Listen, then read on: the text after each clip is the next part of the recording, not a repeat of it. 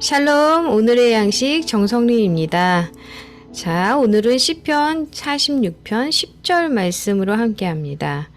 이르시기를 너희는 가만히 있어 내가 하나님됨을 알지어다.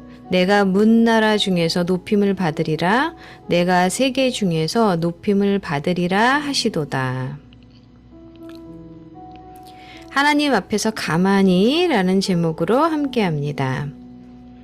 1838년 루이 다게르는 처음으로 살아있는 사람의 사진을 찍었습니다. 이 사진은 한낮에 파리의 텅 빈 거리에 있는 한 인물을 찍은 것입니다. 그런데 뭔가 이상하게도 그 시간 파리의 거리와 보도는 마차와 보행자들로 분주해야 할 텐데 사진에는 그 한 사람 말고는 아무도 보이지 않습니다. 그 사람 혼자 있었던 것은 아니었습니다. 사진에 나온 유명한 번화가 탕볼대로에는 사람과 말들이 있었습니다. 단지 사진에 나타나지 않았을 뿐입니다. 음판 사진 기법으로 사진을 찍기 위해서는 이미지를 포착해야 하는데 필요한 7분의 노출 시간 동안 그 이미지가 움직이지 않아야 했습니다. 그날 사진에 찍힌 사람은 보도에 있는 남자 한 명뿐인 것처럼 보이는데 그것은 그가 부추를 닦으면서 가만히 서 있었던 유일한 사람이었기 때문입니다. 때로는 가만히 있는 것이 행동과 노력으로 할 수 없는 것을 이룰 때가 있습니다. 시편 46편 10절에서 하나님은 그의 백성에게 너희는 가만히 있어 내가 하나님됨을 알지어다 라고 말씀하십니다. 문나라가 떠들며 땅이 진동할 때도 조용히 주님을 신뢰하는 사람들이 주님 안에서 환난 중에 만날 큰 도움을 발견하게 될 것입니다. 가만히 있다로 번역된 히브리어 동사는 애쓰는 것을 멈추다로 번역될 수 있습니다. 우리의 제한된 노력에 의존하는 대신 하나님 안에서 안식할 때 우리는 하나님이 우리의 견고한 피난처와 힘이 되심을 알게 됩니다. 오늘 하나님 앞에 가만히 있으면서 어떻게 그분을 드러내겠습니까? 당신의 어떤 부분에서 하나님을 더 신뢰해야 합니까?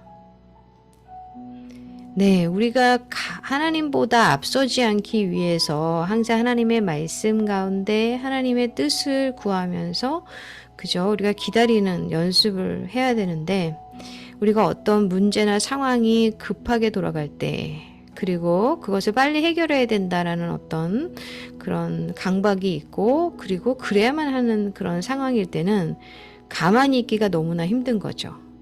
그래서 사람의 도움을 청하기도 하고 어떤 재정의 문제들은 또 그 재정을 만들기 위해서 어떤 행동을 자꾸 하고 사람들의 관계도 마찬가지죠. 그런 여러 가지 문제들을 우리가 기도보다 먼저 우리의 행동이 앞설 때가 너무나 많습니다. 우리가 풍랑 가운데 있을 때 그죠? 어떻게 하나님을 기다리고 우리의 피난처고 힘이시고 환난 중에 만나는 도움이시라고 고백할 수 있는지 우리가 이 질문에 고백하면서 한번 대답해 보면 좋겠습니다. 하늘에 계신 아버지, 제가 주님을 신뢰하고 주님의 변함없는 사랑을 조용히 깨닫는 가운데 쉴 수 있도록 도와주소서. 아멘. 네, 오늘은 하나님 앞에 가만히라는 제목으로 함께 나누었습니다.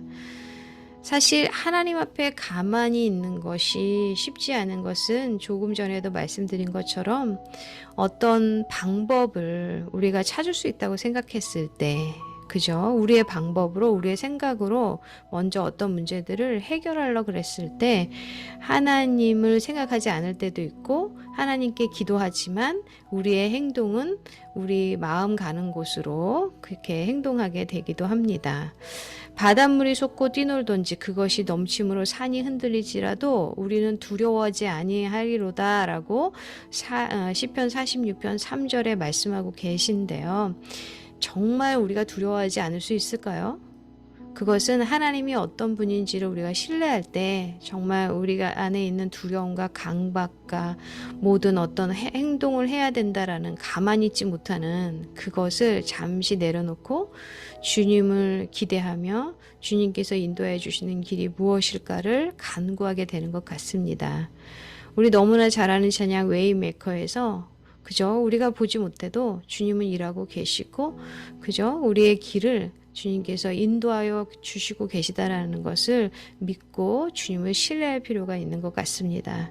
저의 삶에도 가만히 있지 못할 때가 제가 있어서 하나님보다 자꾸 앞서가고 기도보다 어떤 행하는 것을 먼저 하게 되고 그러다 보니까 사람들에게도 하고 싶은 말을 제가 먼저 하거나 아니면 어떤 행동을 했을 때 이게 아니었구나라고 뒤늦게 깨닫게 되는데요. 어떤 문제도 마찬가지죠. 그런 경험을 많이 하고 나서 제가 지금까지 생각하고 또 행하면서 나아가는 것은 기도보다 앞서지 말자. 하나님 앞에 가만히 기다리고 주님의 뜻을 구하자. 그래서 하나님의 뜻을 3번을 주로 이제 컨펌을 하면서 신중하게 결정하고 사람들하고의 관계도 마찬가지죠. 어떤 문제도 그렇게 해나갈 때 정말 하나님께서 이렇게 인도해 주셨구나를 경험하는 하나님을 경험하는 삶을 살게 되는 것을 보게 됩니다. 어떤 문제 가운데 있으십니까? 재정의 어려움, 사람들과의 관계의 어려움, 혹은 내가 어찌할 수 없는 어떤 건강의 문제들, 여러 가지 문제들이 있을 텐데 하나님께 간구하며 나아갔으면 좋겠습니다. 나의 고통, 고난을 하나님께 정직하게 고백하며 나아갈 때 주님께서 돌보실 것이고 웨이메이커이신 주님께서 우리의 길을, 우리의 문제를 하나님의 방법으로 가장 선하게 인도해 주시고 보여주실 줄 믿습니다. 함께 기도합니다. 하나님 감사합니다. 우리가 주님보다 앞설 때가 얼마나 많은지를 고백합니다. 이 말씀과 같이 주님 앞에 가만히 있으라고 하나님 됨을 알지어라 하고 말씀하신 것은 너희가 기도하라는 것이고 염려하고 불안해하는 것이 아니라 하나님께 맡기고 그리고 두려워하는 것이 아니라 하나님 안에서 평안하라고 말씀하시는 것을 알게 됩니다. 하나님 그러한 삶을 살길 원합니다. 변함없는 주님의 사랑과 능력이시고 전지전능하신 주님을 오늘도 의뢰합니다. 주님 우리를 도와주시고 온전히 함께하여 주시옵소서.